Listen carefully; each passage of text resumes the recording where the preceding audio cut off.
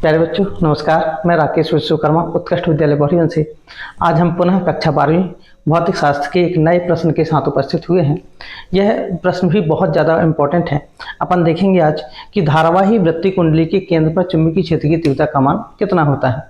तो हम इसके पहले बायो सेवर्ट के बारे में अध्ययन कर चुके हैं कि बायो और सेवर्ट नामक वैज्ञानिक ने जब एक धारावाही चालक तार में विद्युत धारा प्रवाहित किया था तो उन्होंने ये देखा कि तार में विद्युत धारा प्रवाहित हो रही थी, लेकिन उस तार से कुछ दूरी पर चुंबकीय क्षेत्र की तीव्रता कितनी होती है।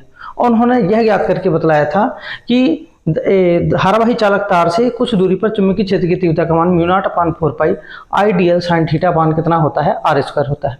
अब उसी से आगे उसी धारावाही चालक तार के द्वारा हम देखेंगे कि उसको यदि अपन वृत्ताकार कुंडली के रूप में मोड़ दिया जाए तो उसके केंद्र पर चुंबकीय क्षेत्र की तीव्रता कितनी होती होगी। तो सबसे पहले अपन एक तार लेते हैं और उस तार को वृत्तीय कुंडली के रूप में ऐसे मोड़ देते हैं।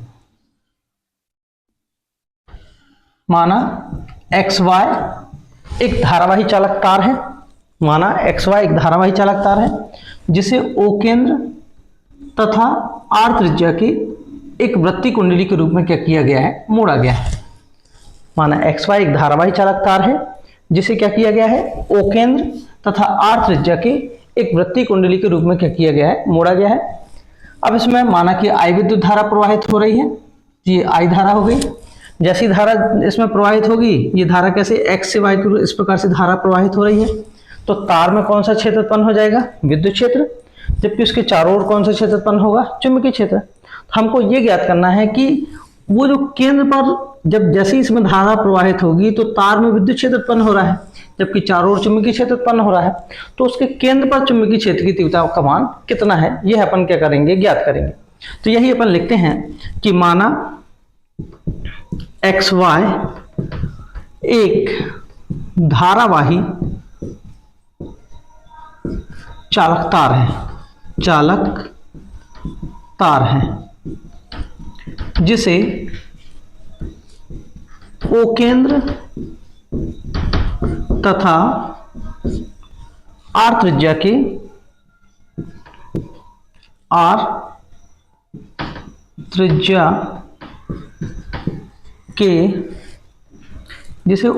तथा R त्रिज्या के वृत्ताकार कुंडली के रूप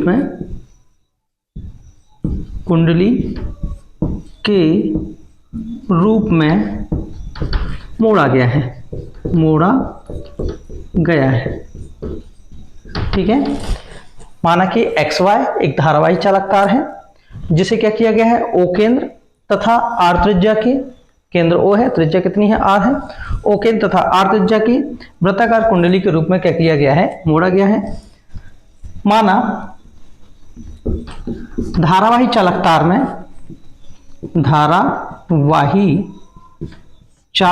में I विद्युत धारा, कितनी विद्युत धारा, I विद्युत धारा प्रवाहित हो रही है,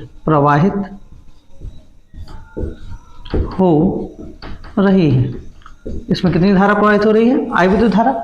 तार में कौन सा क्षेत्र उत्पन्न हो गया, धारा प्रवाहित हो तो विद्युत क्षेत्र, चारों ओर कौन सा क्षेत्र उत्पन्न हो गया, चुंबकीय क्षेत्र, तथा इसके केंद्र O पर चुंबकीय क्षेत्र की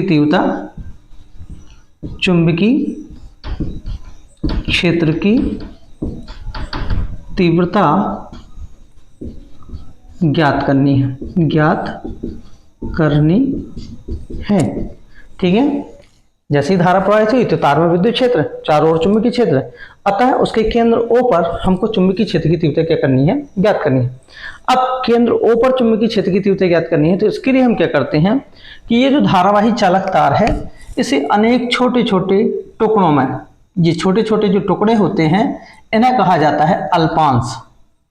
अल्प अंश जैसे AB एक अंश हो गया, BC दूसरा हो गया, CD DE EF G ऐसे करके अनेक अल्पांशों में से क्या कर लेते हैं, विभाजित कर लेते हैं। तो यहां लिखते हैं इसके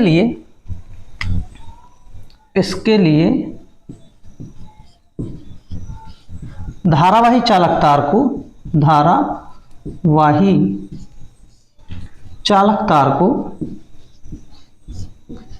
को अनेक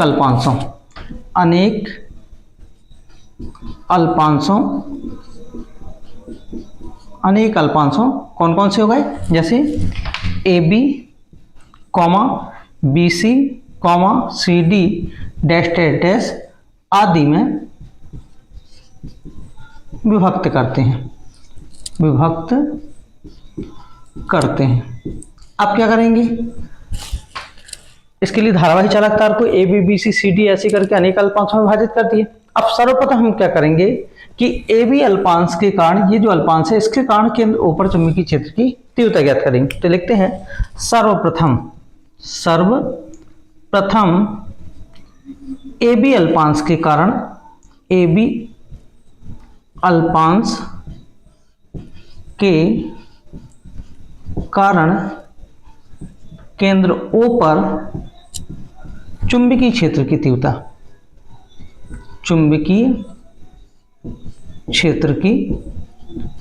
तीव्रता सबसे पहले हम ये ज्ञात कर रहे हैं कि ये जो ए बी अल्पांश है इसके कारण केंद्र O पर चुंबकीय क्षेत्र की तीव्रता कितनी है। तो यहाँ पर कितना आ जाएगा, dB1 बराबर, यहाँ पर लगाते हैं बायो-सेवर्ट का नियम, कितना हो जाएगा μ0/4π, ये कांस्टेंट मान। बहने वाली धारा कितनी है I, अल्पांश की लंबाई कितनी है AB, कितना हो जाएगा sin थीटा अपान त्रिज्या कितनी है r, तो r कितना स्क्वायर। ये कहाँ से आया, बायो-सेवर्ट के नियम से, बायो-सेवर्ट के नियम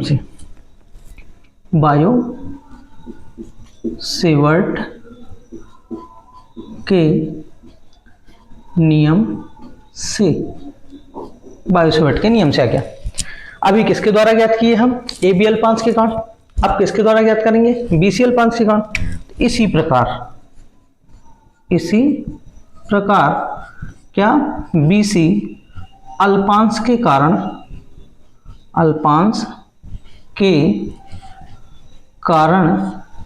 केंद्र O पर चुंबकीय क्षेत्र की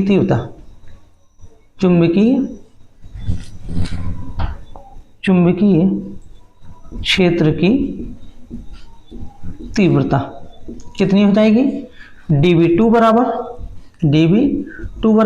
μ0 कितना 4π।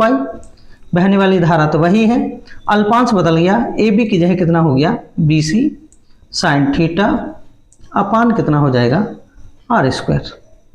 ठीक है, ए बी अल्पांश के कारण केंद्र पर चुंबकीय क्षेत्र की तीव्रता कितनी आई, μ0/4π I A B sine theta upon R square. B C अल्पांश के कारण केंद्र पर चुंबकीय क्षेत्र की तीव्रता कितनी होगी, आई, यहाँ पर ए बी की जगह कितना हो गया B C sine theta upon कितना आर स्क्वायर। ये कहाँ से आ रहा है, बायो-सेवर्ट के नियम से। ऐसे करके हम जितने भी अल्पांश हैं सभी के द्वारा केंद्र O पर चुंबकीय क्षेत्र की तीव्रता ज्ञात करते जाएंगे।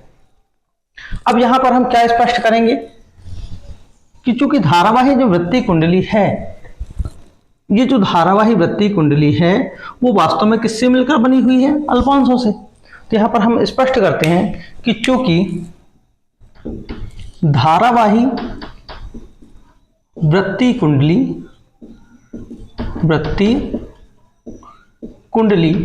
अल्पांशों से मिलकर बनी है,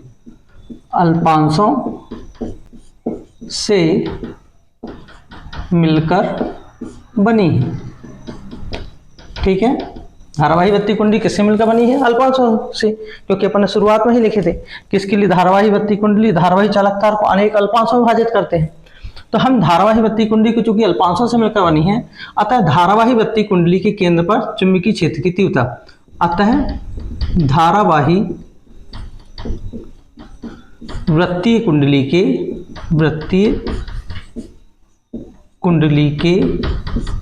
केंद्र पर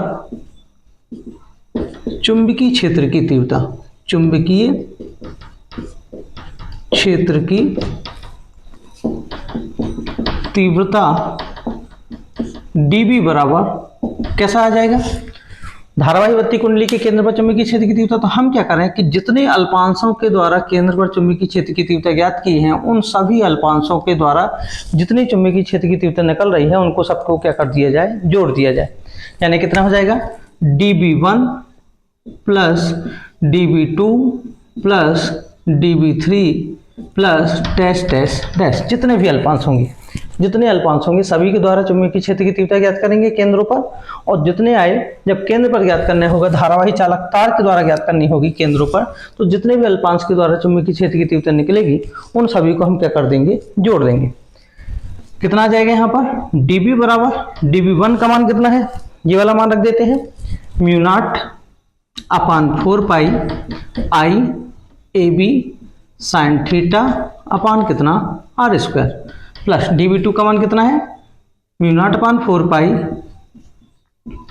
आई B C sine theta upon कितना, R square plus dash dash dash. अब हम देखते हैं कि सभी में कॉमन क्या निकल रहा है, तो हम देखते हैं यहाँ पर म्यू नॉट अपान 4 पाई सभी इसमें भी है और ये वाले में भी है, धारा आई यहाँ भी है, यहाँ भी है, और जितने होंगे सभी में होगी, तो धारा आई भी कॉमन हो गया। यहाँ पर देखते हैं साइन थीटा सभी में आएगा, तो साइन थीटा भी क्या हो गया, कॉमन, और बटे आर स्क्वायर यहाँ भी है, यहाँ भी है, जितने होंगे तो सभी में आर स्क्वायर भी कॉमन हो जाएगा। अब बचा कितना, तो हम देखते हैं यहाँ पर कितना हो जाएगा, इसके पास बचा ए बी धन इसके पास क्या आ जाएगा, बी सी धन इसके पास क्या आ जाएगा, सी डी, ऐसे करके धन डैश डैश डैश, ये होता जाएगा। dB बराबर कितना आ जाएगा, mu not upon 4 pi I sine theta upon कितना, R square. A B B C C D है क्या, यदि अपन देखें कि A B B C C D ये अल्पांश है, और अल्पांशों को जोड़ते जाएं ऐसे करके, तो ये बन जाएगी एक वृत्त की परिधि। क्या बन जाएगी, वृत्त की परिधि, जिसकी त्रिज्या कितनी है, आर है, ये हो जाएगी वृत्त की परिधि। और कौन से वृत्त की परिधि, जिसकी त्रिज्या कितनी है, आर है, तो कितना आ जाएगा, dB बराबर mu naught upon 4 pi I sine theta upon कितना, आर स्क्वायर इंटू वृत्त की परिधि का सूत्र कितना होता है, 2 पाई आर, कितना होता है, 2 पाई आर। अब हम जानते हैं कि वृत्त के केंद्र से परिधि को मिलाने वाली रेखा परिधि पर क्या होती है, लंब होती है। तो चाहे वो ए बी अल्पांश के लिए कोण बनाए तो 90 अंश का कोण होगा, बीसी अल्पांश के लिए मिलाती तो भी 90 अंश का कोण होगा, सीडी अल्पांश के लिए मिलाती तो भी कितने अंश का कोण होता, 90 अंश का। तो यहाँ हम लिख सकते हैं कि चूंकि वृत्त के केंद्र से परिधि को मिलाने वाली रेखा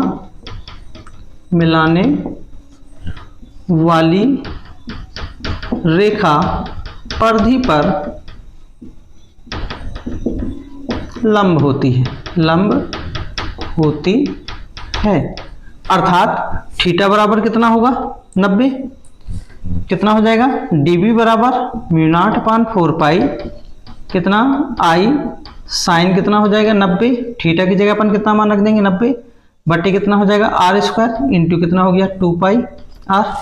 साइन 90 का मान, चूंकि साइन 90 का मान कितना होता है 1, चूंकि साइन 90 बराबर कितना होता है 1, तो ऐसी स्थिति में कितना आ जाएगा, dB बराबर म्यू नॉट अपान कितना 4 पाई आई साइन 90 की जगह कितना हो जाएगा 1 का गुणा इसमें करेंगे तो वही संख्या आ जाएगी, यहाँ कितना आ जाएगा 2 पाई कितना आर अपान कितना आर स्क्वायर से एक आर क्या हो गया, कैंसिल हो गया, यहाँ कितना आ जाएगा, dB बराबर म्यू नॉट अपान 4 पाई 2 पाई आई अपान कितना हो जाएगा आर। देखिए वास्तव में हम 2 पाई से इसको काट भी सकते हैं, लेकिन म्यू नॉट अपान 4 पाई का मान कितना होता है 10 की घात कितना ऋण 7, एक कांस्टेंट मान है, तो हम इसको नहीं काट रहे, कितना हो जाएगा dB बराबर म्यू नॉट अपान 4 पाई 2 पाई आई अपान कितना हो जाएगा आर। अब धारावाही बत्ती कुंडली में कितना फेरे थे अभी, एक, यदि 2 फेरे हो तो इससे 2 गुना हो जाएगा, 3 फेरे हो तो 3 गुना हो जाएगा। ऐसी करके यदि अपन ये बोले कि धारावाही बत्ती कुंडली में कितने फेरे हैं, n फेरे हैं, तो कितना होगा, यदि फेरों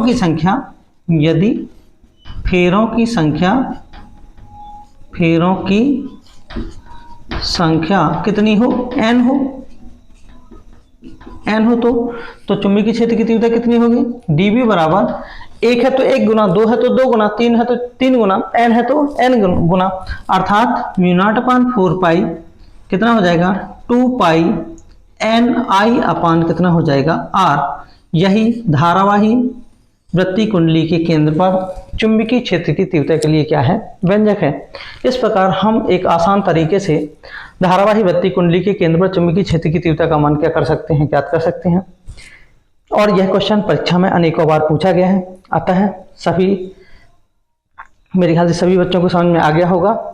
अतः इस चैनल को लाइक करें, सब्सक्राइब करें, शेयर करें, जिससे आपके पास अधिक से अधिक और भी महत्वपूर्ण क्वेश्चन और उससे संबंधित हल आपके पास प्राप्त हो सकें। धन्यवाद।